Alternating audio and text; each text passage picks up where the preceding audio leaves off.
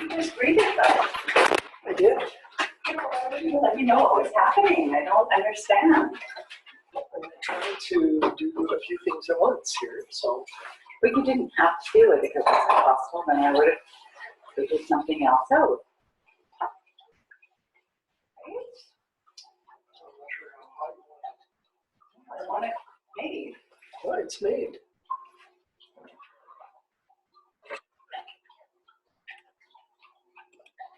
I'm trying to figure this out. I had to do the first meeting on my phone. It says that I'm Listen to me. talking, although it's on mute, so. You didn't have to do it. Good. You should have seen this place before.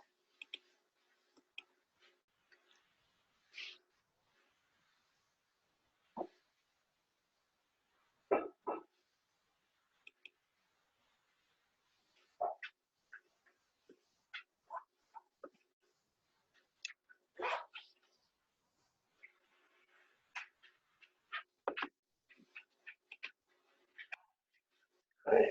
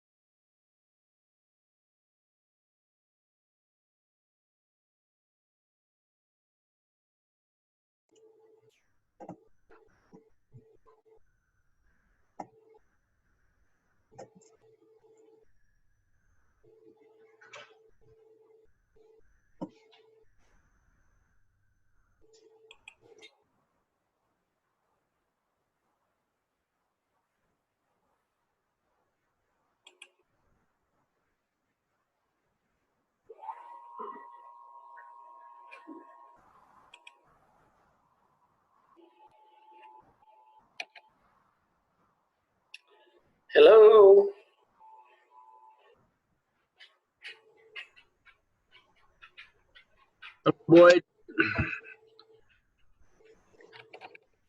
Hello. hello, how are you tonight? Good. How are you? Pretty good. I can hear you. I can't see anything. It won't let. Yeah, I don't think he's got the video on yet. Okay.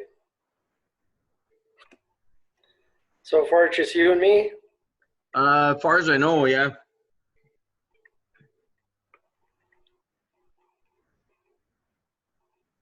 So I got some news. What's that? Next Monday that they start the pour, Cool. so we should see something there by the end of the week. How many days do they think it's going to take? 7 days. That'll be awesome. Yeah, because the weather's really supposed to turn around, right? Yeah. Yeah, the plan was always the 20th, but now they were struggling to get enough laborers, but they've got that all in line now, so it's a go.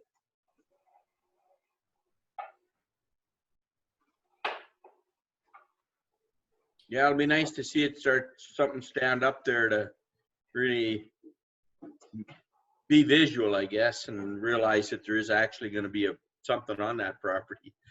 And people don't realize how quickly it'll go up. No, not at all. I don't think there's gonna be any kind of photography taken, so I'm gonna try take, 4 or 5 or 6, pictures a day sort of thing. Probably not all night long. I'm not gonna spend that much time over there, but just to have something on record to, see it from start to sort of start and all the way up to finish, eh? Has anyone got a drone? Nobody local that I know of. The only farmers that I know of are over around Fort Vermilion. So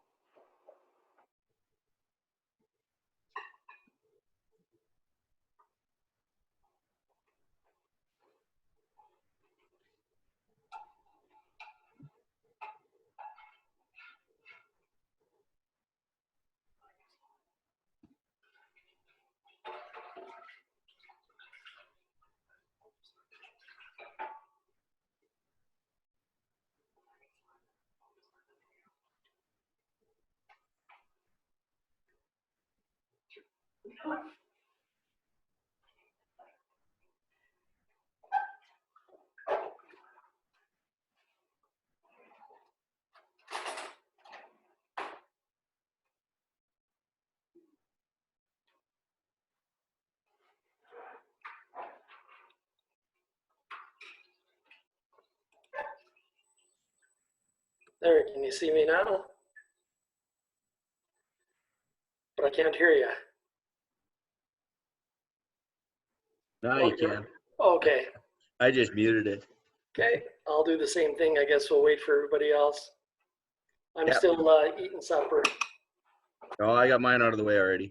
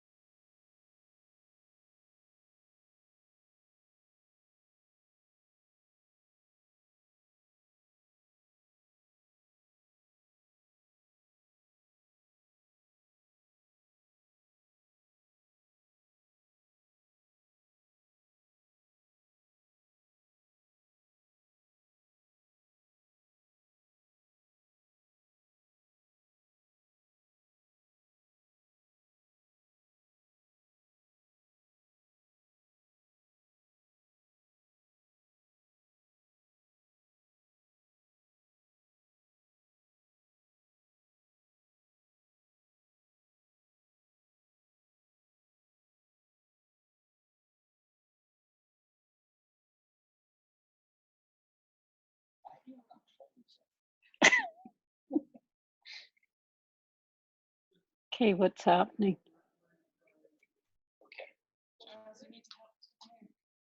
I got it. I think. Yeah, you're in.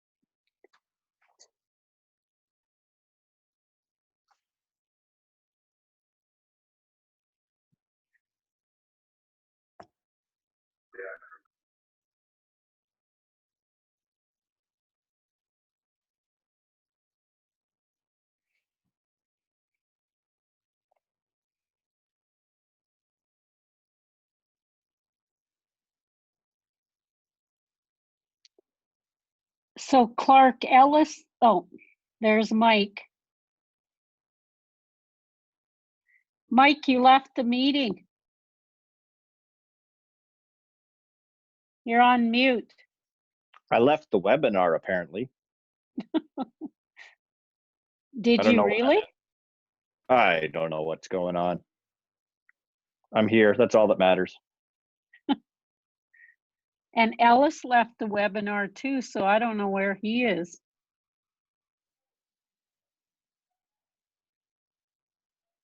Were we expected to stay logged in from that meeting until this No, meeting? no, but Ellis, Ellis left like it just partway through the meeting, so I was wondering if his computer died or something.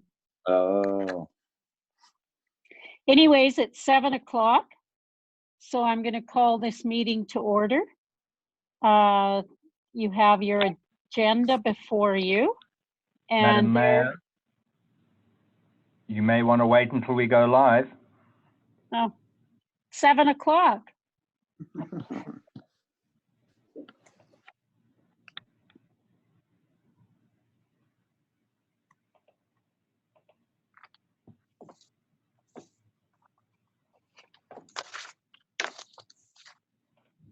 does the live function allow the public to dial in? Is that how that works?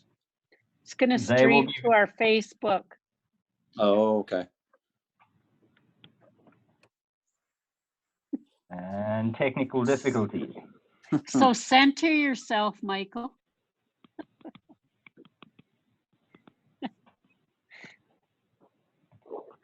I guess I can take my mask off. Are you alone now? Yeah, Cheryl clipped it onto the back of Don't my talk moistly to anybody. Yeah, it's if you use a paper clip, it takes the strain off your ears, but now I can't get the mask off of my neck. Gonna have to cut you out of it.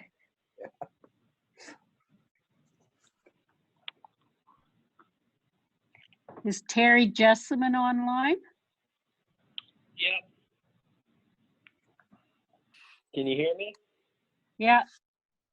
Can't see you though. I'm shy, too shy. You haven't left your house for the past week or what? Yes, and I desperately need a haircut. I think we all do. Well, maybe some of us don't. I'm holding in there. I can wait a bit. Okay, we're going to go live. Okay, we'll call this meeting to order at 7:02.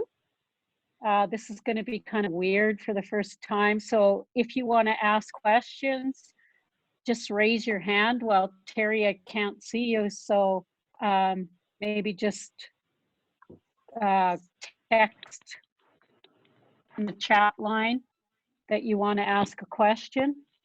If you can mute your mics when you're not talking because there's a lot of feedback. So we'll begin with the adoption of the agenda, and we do have some deletions. The presentation will be deferred till April 27th. There is an addition in camera. 18.1 will become the RCMP letter for council consideration.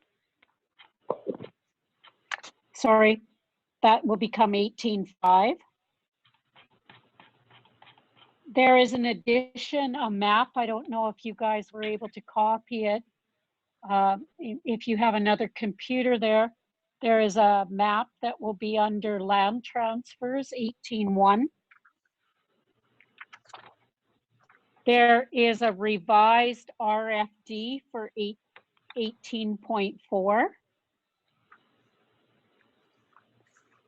And that's it. Is there any others that council has? If not, could I have someone move to adopt the agenda?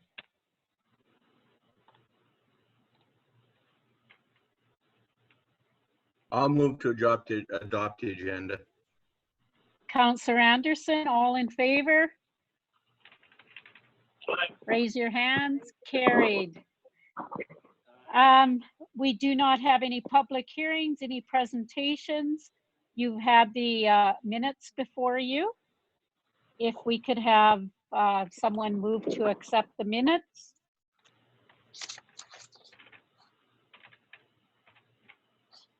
So moved. Councillor Morgan moves adoption of the minutes. All in favor? Carried. Unless you say not in favor, then I will assume that you are in favor. Those of you that I can't see. Okay, sorry. For the council committee reports, I sent out my report yesterday. Is there any questions on it? Councillor Langford? No questions? So I just want to reiterate that our sub-regional Caribou Task Force is meeting for 3 long days of Zoom for 8 hours a day. So we will be finished by then, and the recommendations will be going into the government of Alberta along with the considerations. At that time, I will be able to release them to council. So until then, we are not supposed to release them. Okay, could I have someone move my report then? Please. Sorry, I do have one quick question. So Okay. the discussions that you guys are having towards the recommendations, are they favorable for our area? Is it what we've been hoping to achieve all along? Yeah, they're pretty favorable. I mean, we had to give a little to get a little, but most of them, it is favorable, even in caribou zones where we are taking areas. It's not going to be a park, but they're going to be like probably no-go zones in certain areas that are very crucial to the caribou, which is a federal regulation. So, but I think I'm pretty sure our region will be happy with what we have come up with. Okay. All right, I'll move your report. Okay, thank you. Deputy Mayor Langford moves my report. All in favor? Carried. We'll move on to council committee reports. Deputy Mayor? March 25th, I attended the same ready meeting as the mayor, as well as March 26th, the vulnerable population meeting, and April 6th, the SETI working group. Last week on the 7th, listened into the provincial town hall teleconference, where they were sort of explaining the background to some of the forecasting that the premier had released earlier. And then tonight would have been the assessor's presentation. Okay, any questions for the deputy mayor? Okay, thank you. Councillor Anderson. All I have to report is the assessment meeting that we attended tonight. Okay, thank you. Councillor Forrest, are you on the line? Councillor Jessamine. I attended the high-level police society meeting on the 8th. This is just a regular meeting, and in that I did make the announcement that we have the child advocate. We're having trouble hearing you, Councillor Jessamine. Okay. Can you hear me at all? That's better. Okay. So on the 8th of April, I did attend the High-Level Policing Society. And we did we have hired, the coordinator for the Child Advocacy Center. So we do have a new coordinator starting next month for that. So we're pretty excited about that. And that's all I have to announce at this time. Who's your coordinator? Julie Knelson is Okay. the new coordinator for the center. From here? Yeah. Oh, good. Nice. Yeah, we're excited about that. Yeah. She had worked with the school, right? With the Child Circle program. Correct, yeah. Yeah. Well, she'll be good. Next month. Oh, Yeah. good. Is there any questions of Councillor Jessamine? Okay, Councillor Morgan. March 25th, I attended the high-level library board meeting where we sort of set out the rules, how the library was going to move forward during the quarantine period. And March 26th, I attended the Mackenzie Frontier Tourism meeting where we pretty much put everything on hold as tourism isn't something that's really being encouraged right now. But we did work on some stuff for the go forward. And then this evening's assessors meeting. That's it. So what were your rules for the library for the public? So there's no entering or exiting of the library. It's all curb stop pickup now. Okay. So they can send in an email, order the items that they're after. They're placed in a container, placed curbside. You pick them up, then you return them in the drop box, basically. Okay, thank you. Councillor Welke. There. I have nothing to report at this time besides the assessor meeting that I arrived late at today. Okay, thank you. Could I have someone move council reports? I'll move. Councillor Welke, all in favor? Carried. Moving on to actions resulting from council committee meetings. You had the report in front of you. Is there any questions from those action items?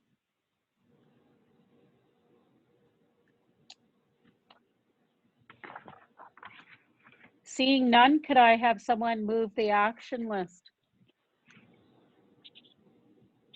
So moved. Councillor Morgan.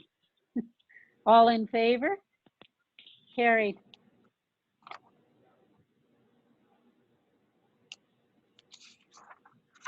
On to the Town of High Level departmental reports. CAO Clarkson. CAO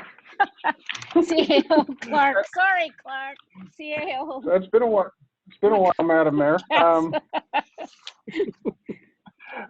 What I'll do is we'll forgo normal protocol. If the council has any question of any of the directors, please feel free to ask them directly.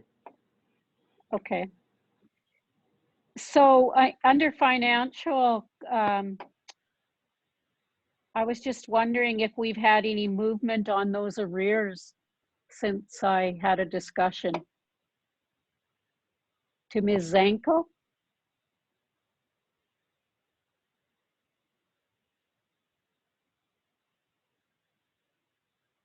Third, and pardon me? We will. I believe it was about 1/3 of the amount outstanding. Okay. And we will continue to update you as we receive more. Okay. Okay, thank you. Is there any other questions of financials to Ms. Zanko?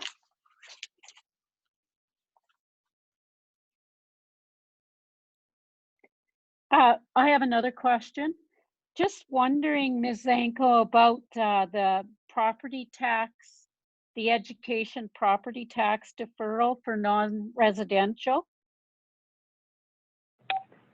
Yes, we have a webinar, I believe it is tomorrow, and we will update council on that at the committee of the whole meeting. Okay, so this is a Government of Alberta webinar? Yes. Okay, and is it going to be law or whatever to defer the non-residential education tax? It seems like they are telling us to do so, but we will know more once this webinar takes place. Okay, thank you. Is there any other questions of Ms. Zanko? Okay, so we'll move on to the monthly administrative reports. You have received a report from each one of the directors. If you have a question of any one of them, please direct it to that director. You don't have to come through me. I'll move the finance report for information. Oh, sorry. Okay. All in favor of the finance report? Carried.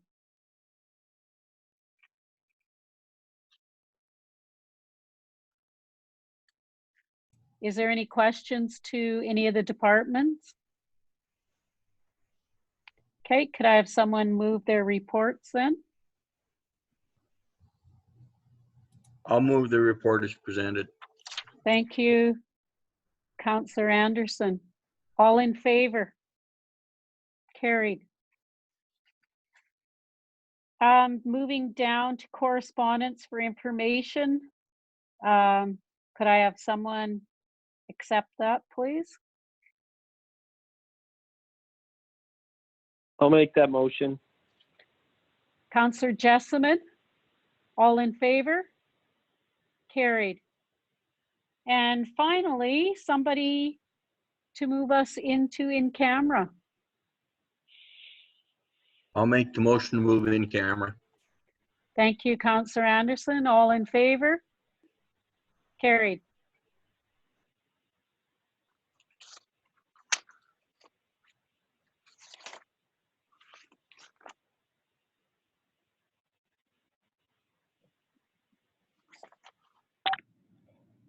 We're out of the live session. Okay. Do you guys need a break? No? We're on a roll. We might as well keep going. All right. So moving into in camera then, we have the land transfer items, and CAO McCaskill will speak to this. Madam Mayor, you're in camera. You can use first names now. So this was brought forward a couple of weeks ago, and what I've done is I've included a map that was sent out or dropped into your Dropbox a little later. And I just wanted to explain a little bit of what's going on. There is no council action at this point in time, but it has caused some confusion. So if you look at the part that's outlined in red, it says Lot 5, Block 1. That is the remainder of the Knelson Sand and Gravel lot after the road plan was taken out of it for the realignment to Highway 58 East. Does everybody have the map? Maybe just hang on. I see Jan searching. Yeah, I'm searching. Is it in the in-camera? Should be in the in-camera Dropbox. Yeah. It might even just be in your email. It's an individual map just sitting in the Dropbox. Something from 3 hours ago. Yeah, it has an odd title. Okay. Tentative plan? Yeah. Tentative plan. I've got it. Yeah. X143218. I'm gonna move my agenda closer to my video screen so you guys actually know that I'm paying attention to the meeting and not doing something else. So there we go. I'm on 2 different devices here. So yeah. Okay. Sorry. Go ahead. Okay, so now everybody's with us. Yeah. Now that Councillor Wilkie's no longer playing Fortnite. So anyway, the bulk of that lot, trapezoidal chunk there, is the balance of the Knelson Sand and Gravel property. The very bottom of it is the closed road plan, which was a service road connected to the old portion of Highway 58. The Lot 4, Block 1, and that's in the little faded letters, the portion that is there, is a portion of the property that went to Richardson, but that property was actually sold to Alberta Transportation in 2006 by the town of High Level in anticipation of a road realignment at that point in time. And for those of you who did anything with the government, you'll know that about 2007 was when projects got canceled en masse because of the downturn in the housing market at that point in time. So this was sent to us by Alberta Transportation. Explore is their engineering company that's working on their behalf to straighten out all of these pieces of land titles that are scattered all over the place by this road realignment, asking us to do a subdivision. Unfortunately, it's not a subdivision, it's a consolidation. What made the consolidation somewhat interesting is that there are actually 3 different owners on the 3 different parcels of land. So I'm not asking council to do anything at this point in time because our recommendation, or my recommendation back to our legal counsel, is to have each of the current owners of those portions transfer the land to Knelson. And that way, once Knelson is the owner of all 3 properties, Knelson can then directly apply for consolidation of the property if they so wish. So the Lot 4, Block 1 was a remainder of the parcel that was sold to Richardson. It was given to Knelson to move the stuff that was occupied now by the highway. So it's caused a little bit of confusion because the number of hands that little portion of property has gone through, but I think we've got a handle on it. I just wanted to give council an explanation and not just table it again without an explanation. So I'm hoping this will be resolved within the next couple of weeks. Is there any questions? No. No. Okay. Thank you.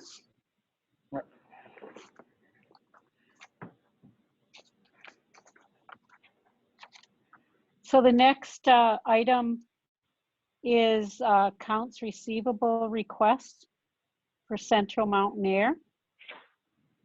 Carolyn Who's will take speaking? that. Okay. Hello. So we received a request from Central Mountain Air. Well, we received an initial request. They haven't followed up with us, but they had asked if they could waive their lease. So they have a lease at the airport, an annual lease. And we, Clark and I, the CAO and I discussed potentially just deferring the penalties for those leases.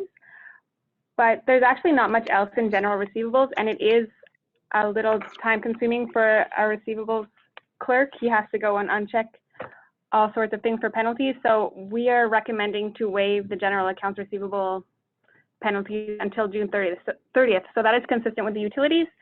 And if you have any other questions, please let me know.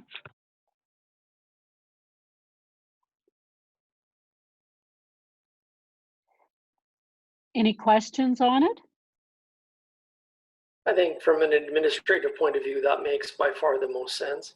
And I'd be prepared to move that coming out of in-camera. Okay. So which would be easier, Carolyn, to defer their rent or to defer their accounts receivable? Well, it will be the same, sorry. So their rent goes into accounts receivable. Oh, and okay. then as they pay, it comes off of accounts receivable. Sorry, I should have clarified. Okay. Okay. Any other questions? We just won't be charging penalties, Madam Mayor. Right. Okay. Deputy Mayor is prepared to move that coming out of in camera.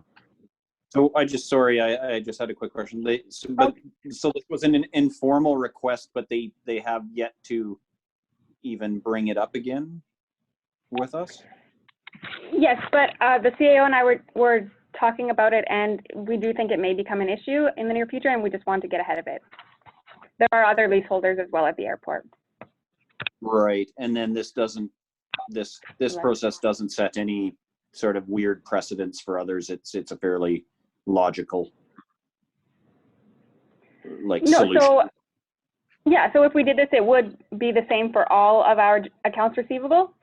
Right. So we already have implemented this for utilities. That's our bulk water and lagoon. That was last council meeting. So this would just be the airport leases. What else did I say was in here? Telecommunications equipment. Most of those have already been paid for. It will be small tax certificates, like everything else other than airport leases. Sorry, I'm talking really fast. Other than airport leases would be pretty minor. And so we can reevaluate this also after, same with the utilities, after June 30th. If it's still an issue, we can extend it, or we just felt like this was a good amount of time. Okay. Yep. It will just thank be you. for the May and June penalties. That seems to be the going thing right now, is till June, right? Deferrals? Yes, that's what the government has asked the utility companies to do. Okay. All right, the water service agreement rears its ugly head again. Mr. Straub has that one. Good evening. I think we're getting it down to where we need to be. Within the agreement, the areas that are highlighted yellow are just basically things we'll have to fill in upon final signing. I'll be down the road. I'm sure there'll be a couple more changes requested by the First Nations, and we haven't passed it through our lawyer yet. But under section 2, under term, I had a couple of questions to look at. The first one is, we had discussed whether or not to have a termination clause within the contract, because it would be hard for us to terminate once we're supplying water. I did think about it a bit, and I thought maybe it would be good just to leave it in. If the First Nation wished to terminate it because they went to a private system or changed service for whatever reason, there should be an out for them also. I don't know your thoughts on that. I think it's a good idea. It doesn't necessarily mean we're going to be able to enforce it, but at least it's there in case one or the other wants to try to get out.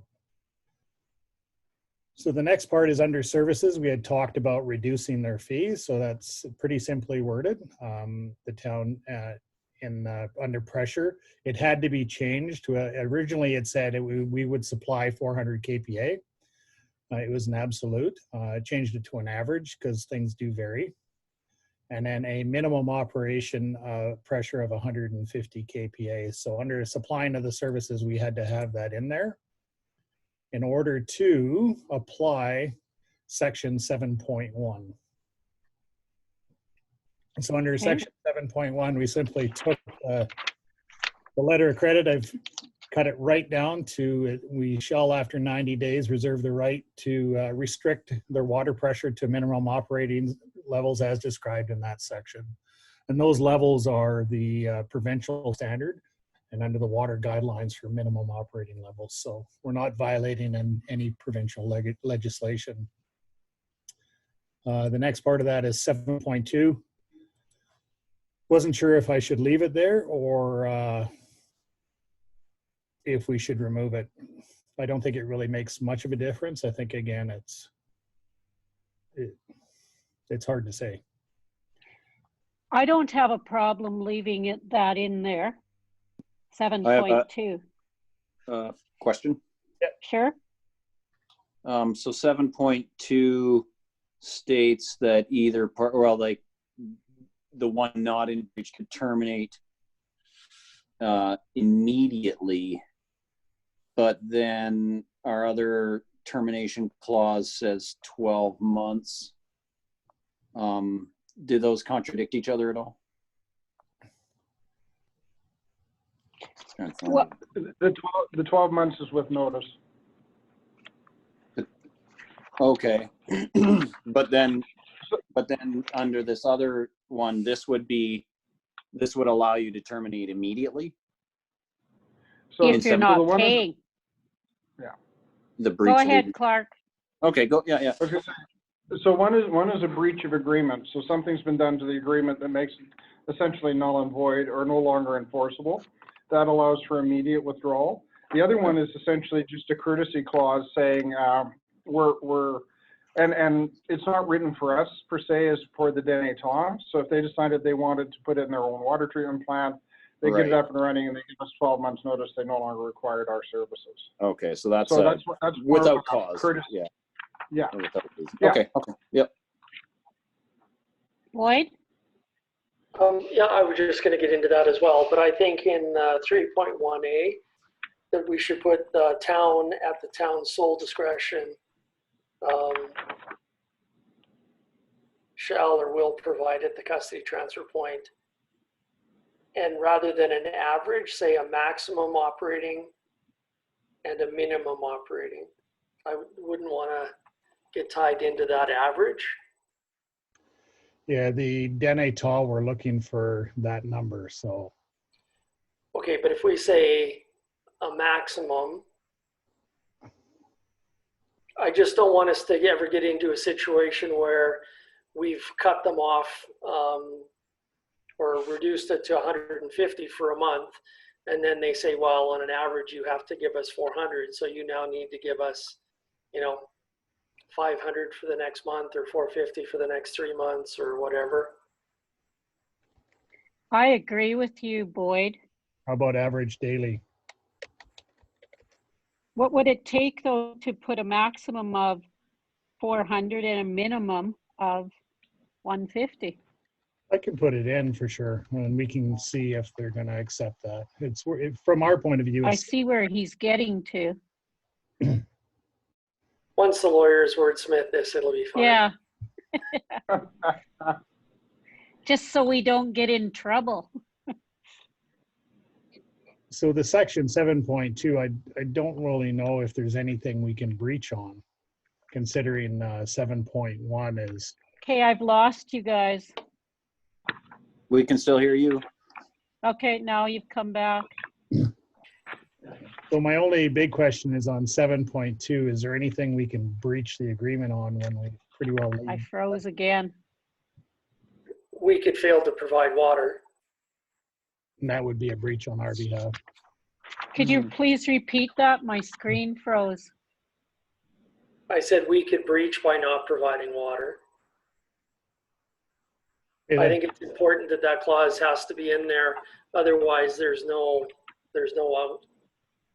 There's no out for us. That's right. Yeah, I don't have a problem with the language in that one. That's pretty Then that common is it. language, isn't it? Instead of them having to provide us with a letter of credit.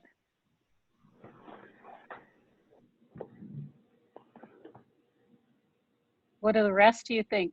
Good? I'm good with that.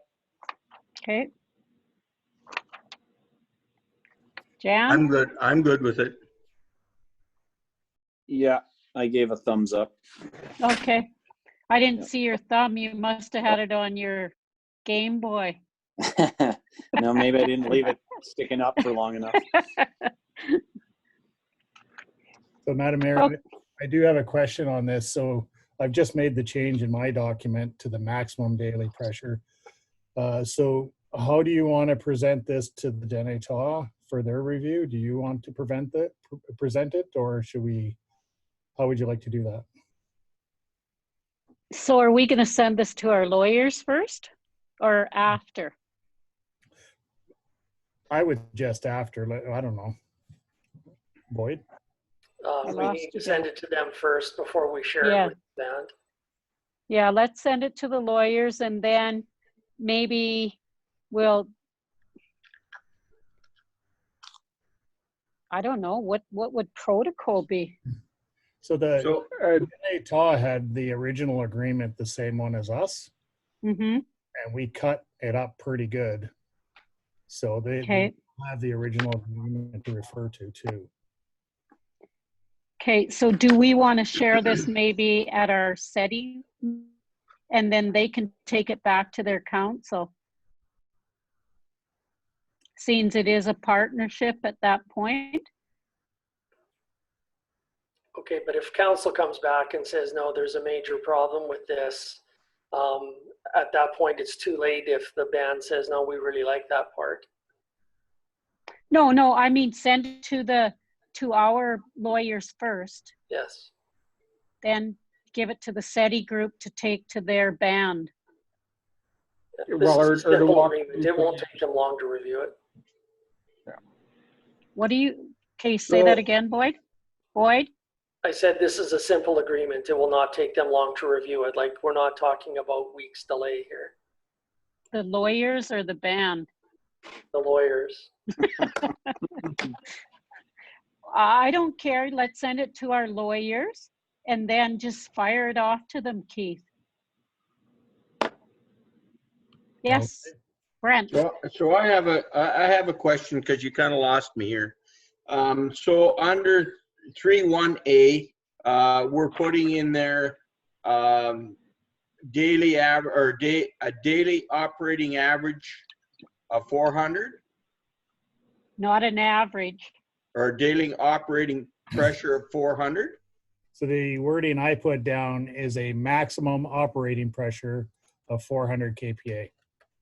But in B, you're already saying water volume the town shall provide a maximum of 941 per day.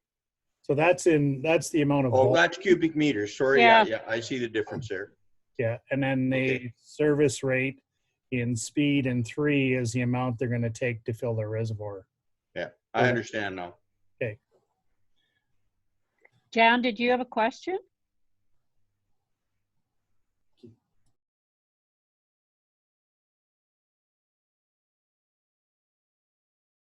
No, I'm good.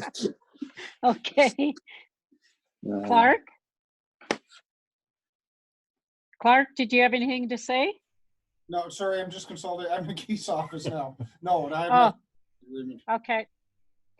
Okay, so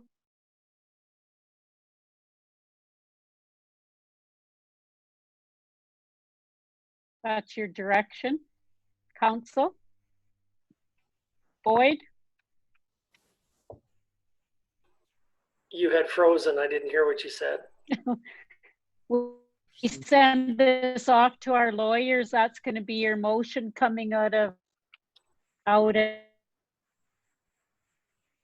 You're froze again, but yes. Yeah. Jan, you're in the weirdest position. My thing keeps freezing. Yeah, we're just catching every second Help. word of yours. It's quite humorous, actually. So I Okay. will send this to the lawyers for review and then Right. pass it on to Clark to send to the band for their review. Okay, Fair. fair enough. Everybody okay with that? Yeah, I am. I'm good. Okay. Okay, so the next one is tax receivable request, and there's a revised edition. Did everybody get it?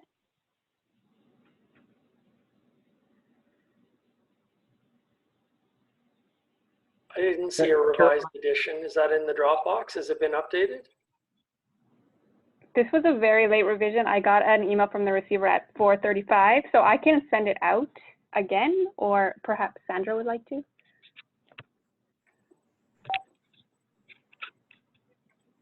Essentially, the write-off has decreased a little bit.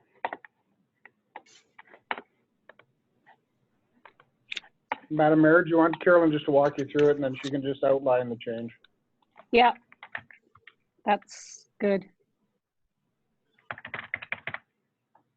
Okay, so we received this offer from the receiver, I believe on March 31st. And when I consulted with the lawyers about it, they were actually very surprised that we received this. And they recommend that the town of High Level accept the offer. So the change is essentially the receiver received the entire prorated amount of taxes after October 2019, once the property was sold. So the original request only accounted for 50% of that prorated amount, and it should actually be 100%. So the difference is, oh no, the difference is $2,422, I believe, and 68 cents. So the new, I'll just read out the new recommendation. So that council accept the receiver's offer dated March 31st, 2020 with the changes proposed on April 14th, 2020. And that council authorized the write-off amount of $69,593.71. So that's less than the previous RFD that you got for the year ending December 31st, 2019 for tax rolls 525 and 526. And further, that council authorized the write-off amount of $6,263.12 for the year ending December 31st, 2020. And furthermore, that the write-off amounts be funded from general reserves. This is not something we included in the previous submission, but it, speaking with the CAO, our bad debt expense is generally budgeted at $2,000, and this is significantly above that. So we could also transfer to reserves in 2020 if you'd like to recover this in taxes, but for now, this is what I'm recommending. Are there any questions? Yes, Boyd. So how come the receiver hasn't provided a more updated affidavit than the September one? The court isn't going to stand for that. The court's going to want one up to date. And I know receiver fees from dealing with files over the years. Like, people think lawyers charge too much. Like, you deal with some of these accounting firms. I've seen accounts being passed before the court where they're charging $600 or $700 to write a $150 check to pay an invoice, with the number of people that have to review it when it goes through their office. Like, it's just bizarre. So is this referring to the receiver costs, like how much they're charging? Well, we haven't seen their account, right, other than the spreadsheet that they've passed, but the affidavit that they have to provide is basically an update saying, this is what we have, these are the monies on hand, this is what we've paid, because the court has to authorize all of this. And the affidavit that we have is from September 20th, right? The receiver's third report. There should be another one by now. That's 7 months ago. I can certainly ask. I'm just quickly looking through my emails. So would that make a difference in what we have to write off? No, I just think before council makes a decision, it would be nice to have all of the information available. So it does look like that was the one I received from our lawyers. Yeah, and So they I'm not- say in their letter that they have not received an updated report, that it's Yeah. just all in verbal from lawyer to lawyer. Oh, I see.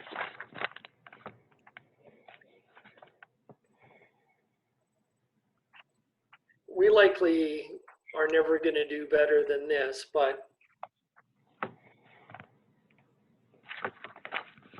I think that But we still want to see one? I'm not sure how quickly this is going to get back before the court, but because the land's been transferred from what I understand, so this money is just sitting there waiting for a judge to sign off, allowing them to pass their account and things like that. I agree with Darren that the costs of taxing their account are probably significant. If I may, so this has been set for court in January, February, and twice in March, and nothing's happened. So I don't know when it would come up again, or when it would be scheduled again. That's another The Court of issue. Queen's Bench at the end of March adjourned all matters sine die, which just means, it's Latin, it just means it comes off the list and one party has to apply to get it back on the list. And the court is only hearing emergent matters. I doubt dealing with the money that they're sitting in trust is considered an emergent matter. So, because the land's been transferred, they've already approved all of that.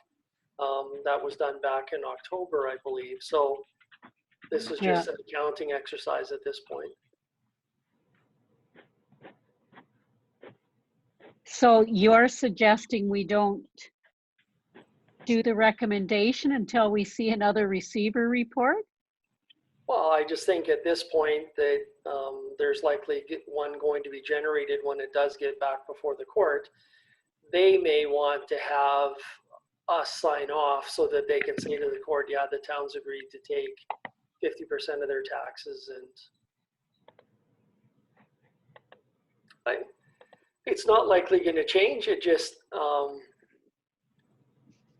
I personally don't like to see someone dicking around like this, pardon my language, but they're obligated to provide this information. The court is going to demand it.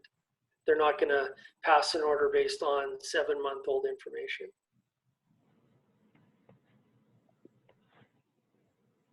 What does the rest of council think? Well, this is Brent here. It can't hurt to request another statement.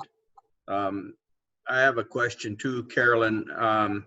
What was the amount that they're requesting, or you're saying that we need to write off again now because it's changed?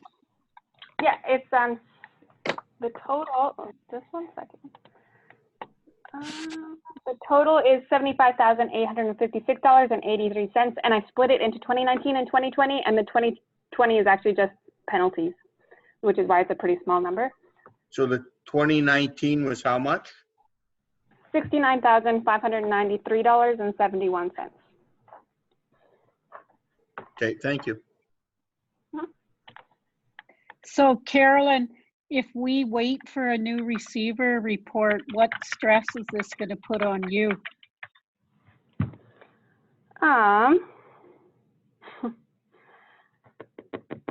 It may delay, well, that's something that I wanted to talk to council about anyway, that our financial statements I'm freezing. I'm not even getting your answer, so. I'm probably talking too fast. Okay. So it does affect the 2019 financial information. So we already have to postpone our financial statements because of a landfill liability, which we will talk about at the committee of the whole. So this would, I think this would also affect that, as it affects 2019.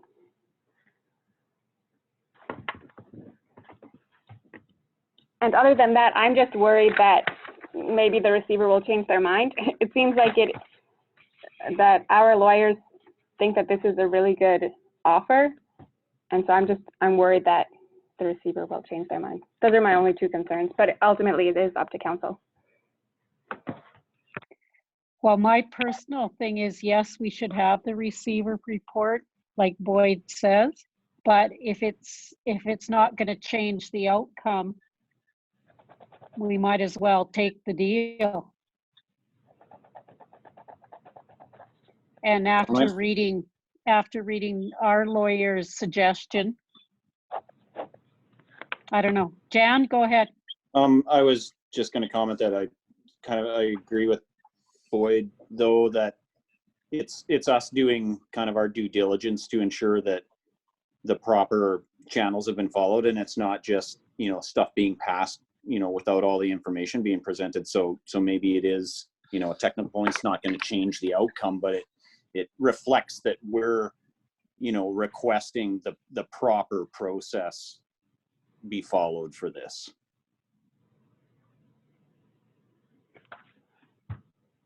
That's all.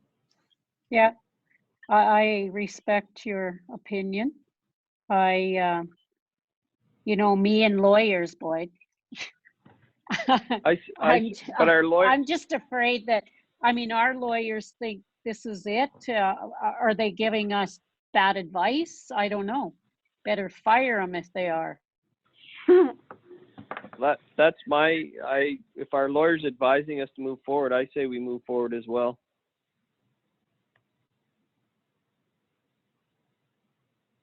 Michael?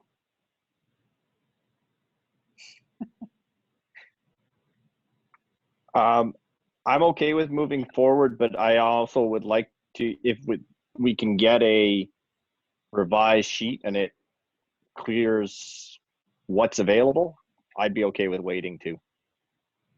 I'm on the fence. Of course. Oh my God. We can't be on the fence here. If a motion goes, you have to vote one way. Oh, I'll vote one Yes, way. All the money Boyd. you're making.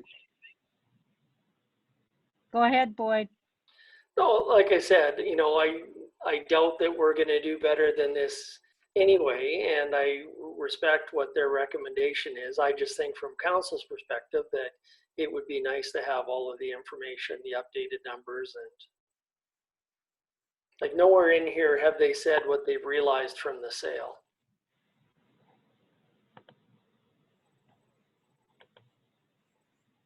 So that's all. I have no problem voting in favor if that's what people want to do to accept it. It would be nice to have all of the information. Can we put a deadline on when we could get the information? No, because it's going to depend when they're making the next application, because they're not going to prepare an updated report just for us if they have to turn around and prepare a further updated report when it's time to actually appear before the judge. So it could be months. Depending on how long the situation lasts, I don't believe that a court is going to hear an application like this as an emergency application, you know, maybe through the summer into the fall. So if we accept this offer, do we get our money right away, or do we still have to wait for it to go through the courts? I'm not sure. Perhaps Deputy Mayor knows. You know, they haven't included what the copy of the current order is. The receiver would be allowed to operate in the ordinary course, but the ordinary course now has changed in that the property has been sold and they're looking at wrapping everything up. You know, if we go back to them and say, yes, we're prepared to accept the offer provided we receive the funds within 30 days, and see if that motivates them to move along.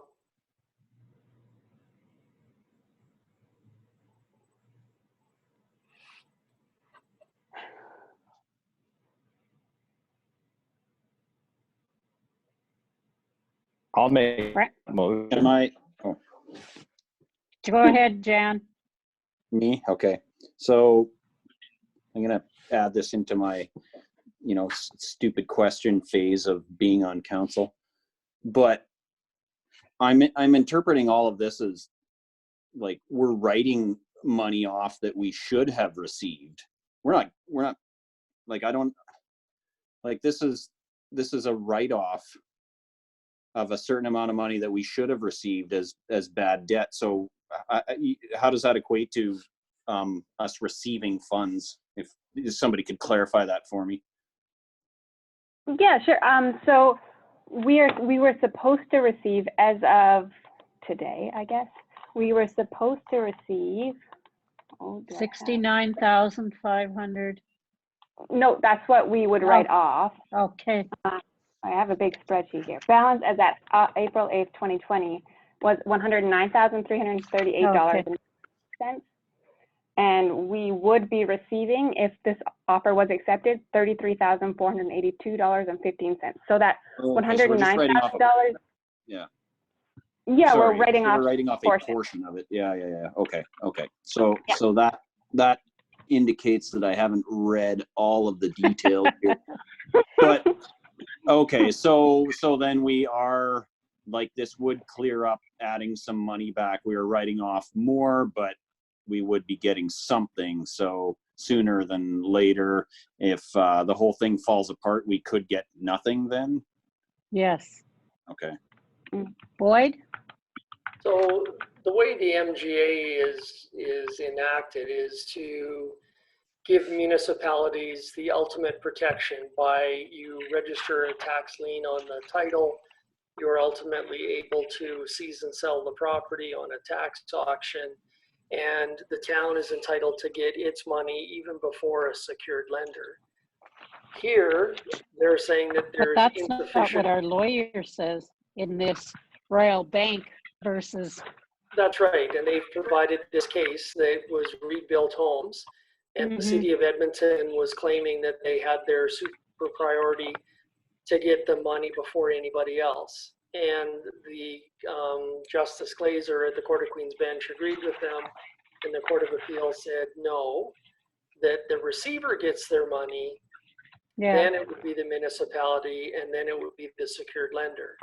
So what they're saying here is, based on that case, that since that there's not enough money to even pay the receiver, that we would not be entitled to claim our priority. And so, you know, why is the receiver prepared to essentially reduce their account to even give us a percentage, is why I would like to see all of the information. Because don't lose sight of the fact in all of this that whatever bank had, while it was the Farm Credit Company, right? Right. That is basically not going to get a dime. So let's say that they had a mortgage registered on title for $3 million, they're not going to see a dime. But without this case, the argument that we would make is that we get the taxes paid before the receiver would get their money. And the Court of Appeal said, and it's in a slightly different case here, like the facts aren't exactly on point, but are certainly persuasive in the receiver's case here that they would get their money. And to take this to court on this issue would probably cost us twice what we're hoping to recover here, which is just ridiculous. So either we're going to accept this, or we can try and negotiate to get a higher percentage, but that isn't likely going to go very far.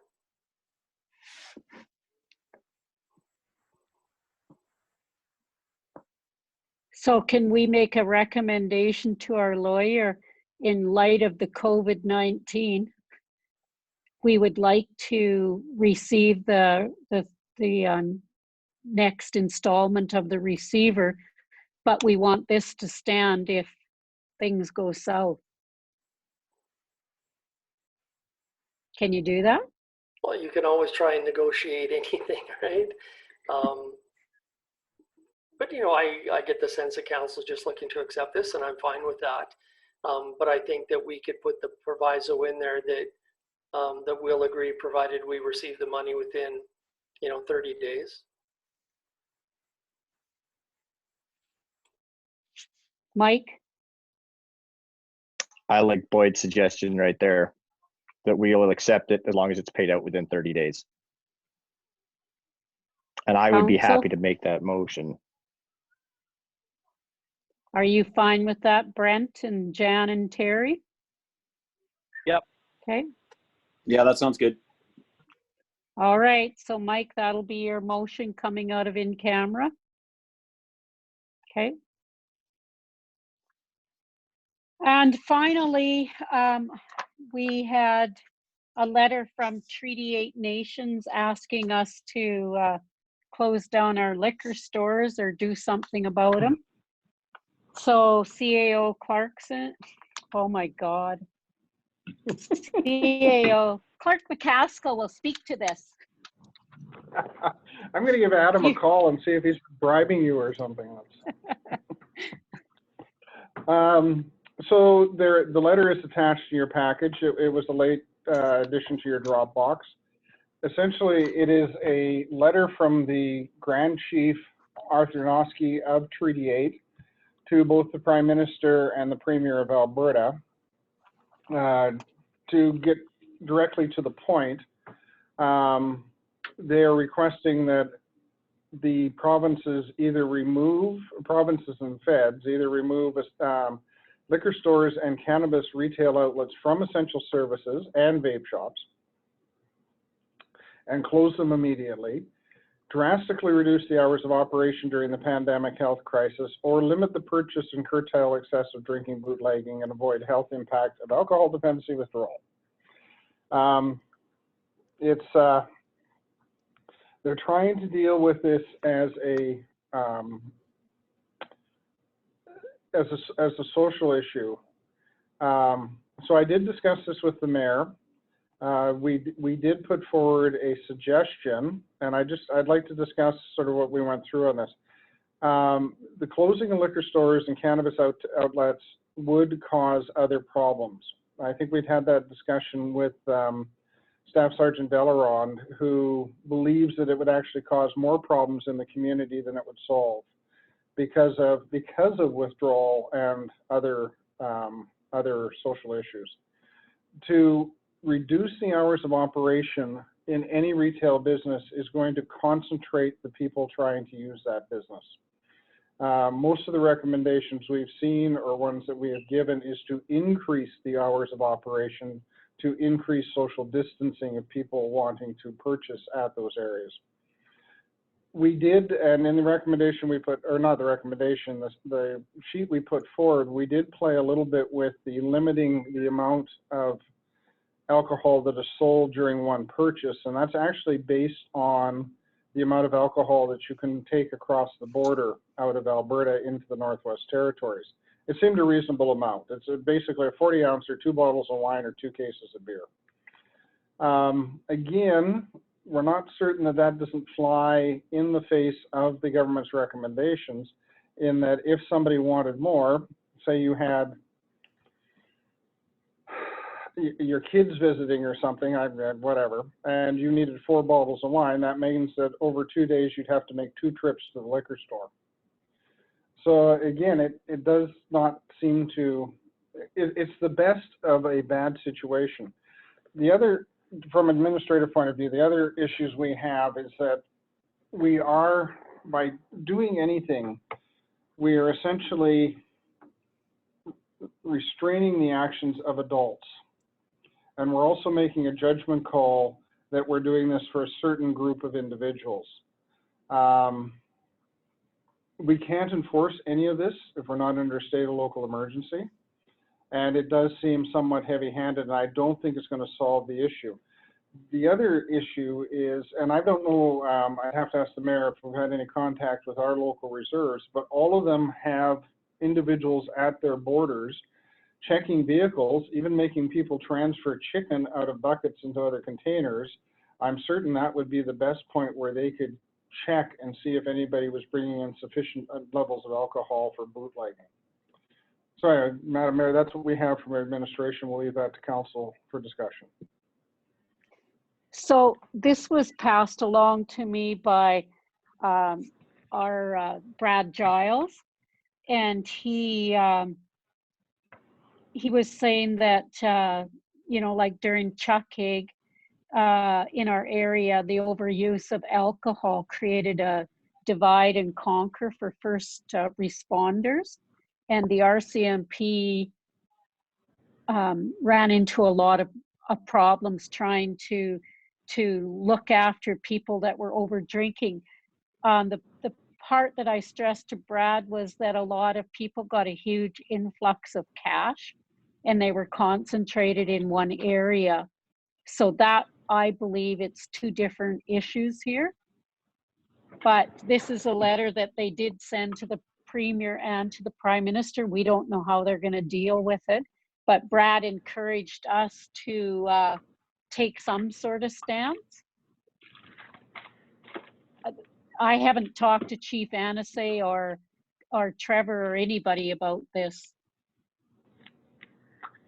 So I don't know, what does council think?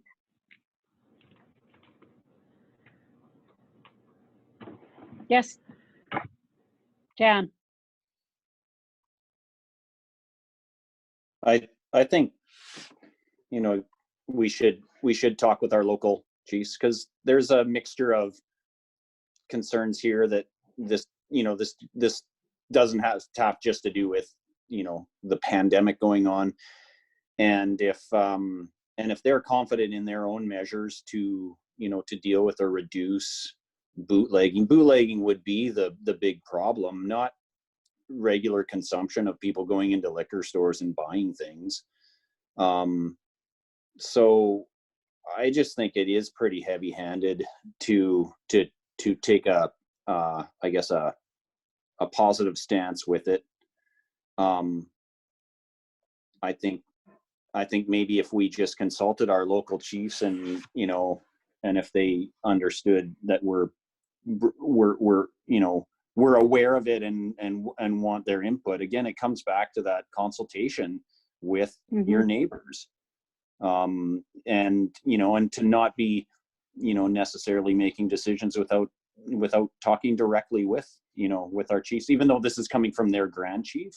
I'd like to know if they're in full support of their own grand chief's initiative here. Yeah, you know, like, I don't know, it's just from him. So I don't know if they're in support of it or not. You know, maybe they would say, look, we kind of agree with, you know, what the RCMP had said too, like, you know, to remove it altogether, you know, during this time, it's not necessarily the answer. We might see more social unrest, more domestic violence. Who knows? Like, it might be something that everybody should just be willing to work at, you know, in sort of the ways that we've been trying to work at. And with their checkpoints, they have that extra opportunity to do some policing of their own. So I would say it wouldn't be, you know, advised to support this outright. Okay, Boyd? Yeah, I agree. I don't think that we can restrict private business. One, to try and put any teeth to this, we'd first have to declare a state of local emergency. And are we going to do that to restrict alcohol sales? I just think that the resulting problems, the bootlegging, the increase in violence because of withdrawal, all of those kinds of things. And, you know, what's for them to say once that was done, that they don't come along and say, okay, can you ask all of your grocery stores to stop selling mouthwash with alcohol, hairspray, Lysol products? I have clients that if you offer them a bottle of hairspray or a bottle of beer, that they would take the hairspray first. Like, this isn't a social issue that we're going to resolve during a pandemic. Like, there's way bigger issues here than this. And to start restricting private enterprise, yeah, I just don't think we should go there. If the feds or the province want to take that step, that's a different matter. But as a municipality, I just think that would be dangerous territory for us to venture into. Brent? Yeah, I've got nothing more to add to that. I totally agree. I don't think we need to, I think consulting with the bands to see, you know, where they are on that directive from their grand chief might be all right to do. Probably should be to do. But I really don't think we need to be trying to. I mean, basically, I get the feeling that he's trying to use the municipalities to correct their issues, and it's bigger than that. This isn't going to stop their social issues. So I think if the bands want us to do something, or they feel that there isn't a problem, then maybe we look at something different. But right now, I don't think we need to limit them in private business any more than where they are now. So. Okay, Mike? I think cutting off alcohol and cannabis sales with the fire ban and the off-highway vehicles ban, we're just going to have anarchy. So I talk to the chiefs. I have no issue with that. See where they are at, but that's where I would leave it. Okay, Terry? I don't support the letter. That's it. Okay. All right, do you want me to talk to the chiefs if I can and discuss this letter with them, or do we want to send an email out from the town, or what? Yes, Boyd.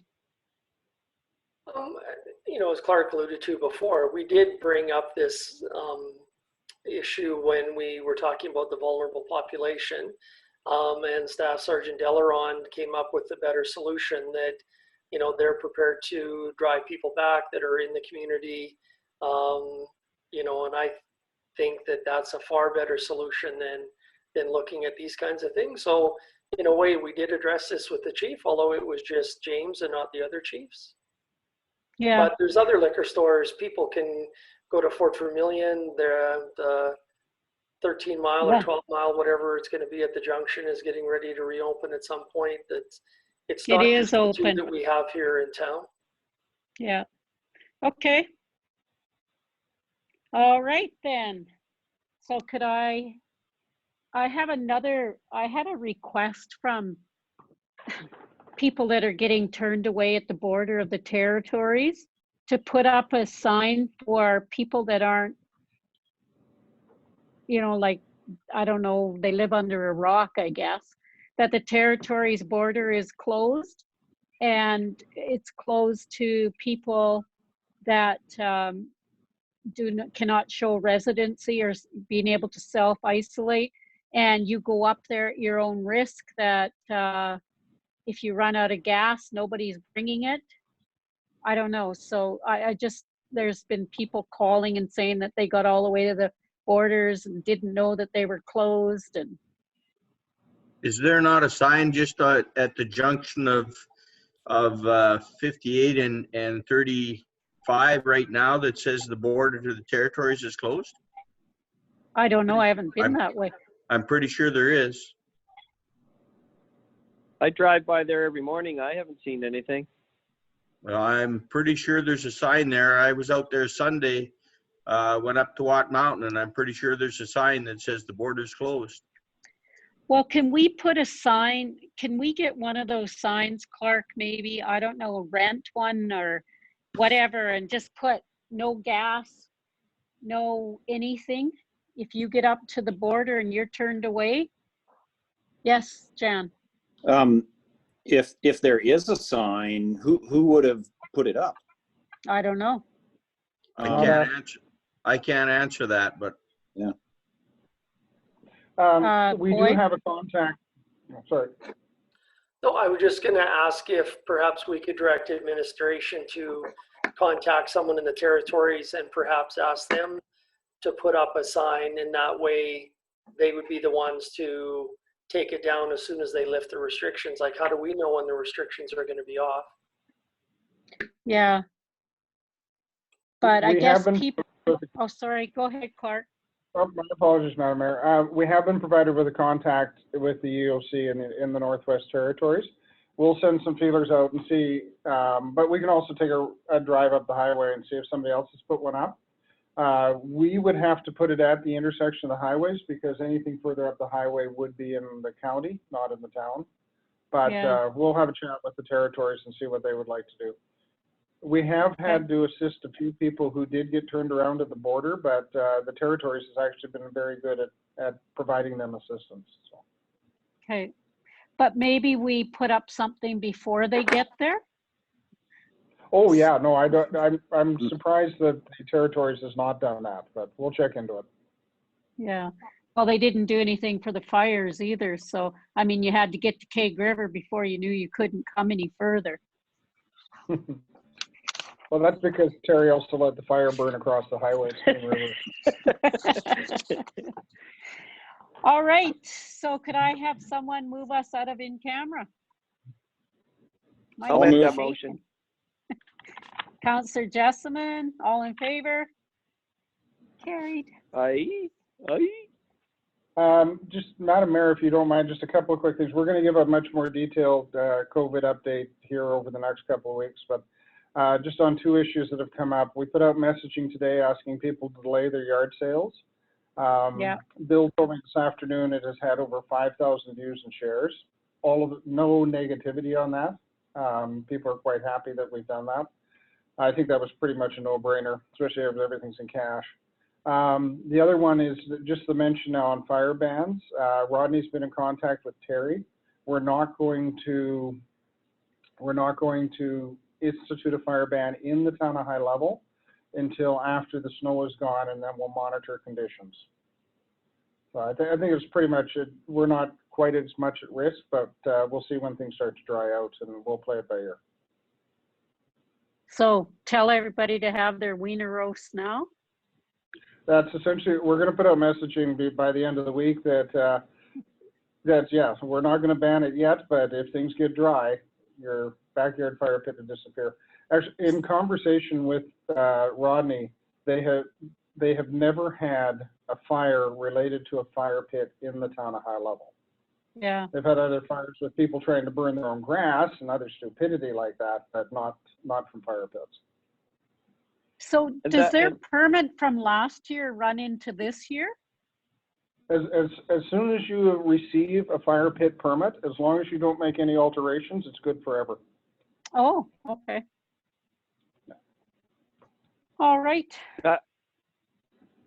I have a question if we're just generally talking. Have we at our last policing society, we were just wondering about some of the events. Have we made a decision? Or have we moved it any further ahead to the next month of canceled events?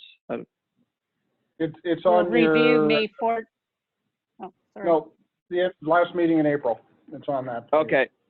Oh, no, you're right, Madam Mayor. Sorry, May 11th is when the next one will bring forward. Yeah. So everything to May 11th is gone. Okay. Yeah. All right, so the first one under the land transfer items, who made that motion? Councillor Langford, all in favor? They're going to be done, but I can get it right up and running. Accounts receivable. Who made that? Councillor Morgan? All in favor of the motion? Do you know what it is? We trust you. And the 18.3 is just like information, right? Taxes receivable was Councillor Morgan? No, Councillor Langford, Deputy Mayor. All in favor? Carrie? And the RCMP will just receive for information, I guess. Yeah, do you want to? Yes, Clark? 18.3, did you want to accept that as presented, pending review from our lawyers, or do you want to just leave that until we've actually had the SETI meeting? Well, I think we just leave it till we get it back from our lawyers. Okay, so if you want to do 18.5 as information, that would be great. Okay. 18.5 for information. Councillor Morgan. And that's it. All You right, guys it'll are be all interesting to see if anybody's watching. You're all frozen now. Quick question. There's like 2 questions on the Facebook page. Oh, is there? Yeah. One for Crystal. Who's on the Facebook page? People are asking questions on the live feed. Oh, well, what's the question? Are First Nations people involved in the caribou planning? Yes. Okay, we'll respond. Oh, I thought you wanted me to respond live. No, No, we're and not you're on not Facebook live anymore. Oh, We went in camera. Actually, we probably should have had gone back live before we finished off the meeting, but we will respond to that question. So who is involved, Crystal? Treaty 8 Trappers. And I shouldn't say Treaty 8 Trappers, but Indigenous Trappers Association. And the Dene. And Okay. Treaty 8. And the Métis. Okay. What's the next This is the Métis question? Association, or Yes. is the Métis Association? Right. The M&A. Okay. I can't get back to the questions anymore. Oh. All right, Bill. We'll have Bill get those questions forward. We'll get your comments and get them answered. Okay. It's interesting. We had an audience. Like 7. Jan, did you have a question? Oh, I just want to confirm there's no committee of the whole next week. Yeah, there is. Yes. Okay. What we're looking at doing for committee of the whole next Monday is we're going to reposition things in the council chamber to give that 2-meter social distancing, which means we'll probably spread the council out along the table and down where the directors sit, and then we'll move into the audience or put some tables up, because generally a lot of that meeting ends up being in camera anyway. Right. There is just so much graphic information we need. No, sorry, that sounded wrong. We're gonna give you a whole bunch of graphic information. There's a lot of stuff we need to work through. This is going to be a big committee of the whole, so it's okay. I'm surprised, like, this rather- one doesn't show up on the calendar at all. That's why I'm asking. So. Oh, we will. Who's bringing the bud? If you don't accept it, it doesn't show up. Is Actually, that true? No, Jan, you're right. It does not show up on the calendar. Okay. At least it didn't show up on mine either. So. Yeah, Oh, well, maybe we never. Yeah, I've got it on mine, but we'll send it back out. No problem. Okay, good. All right. Well, now I know why Terry didn't want to limit the amount of booze. He wants to sit at home and drink. Well, what they've done too, I don't know if anybody's known, you can only get a 2-for now beer at the liquor store. They can't bring in the 6-packs or the 12-packs. It's only a 2-for as of last week. Oh, really? Really? Ready for summer sizes. Upsized, yeah. Huh. All right. All right. Who's going to adjourn our meeting? Mike? Okay, all in favor? Carried. See you guys All right, next thank you. week.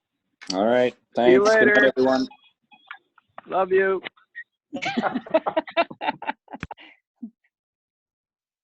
Leave the meeting, otherwise I'll hear all what you guys say.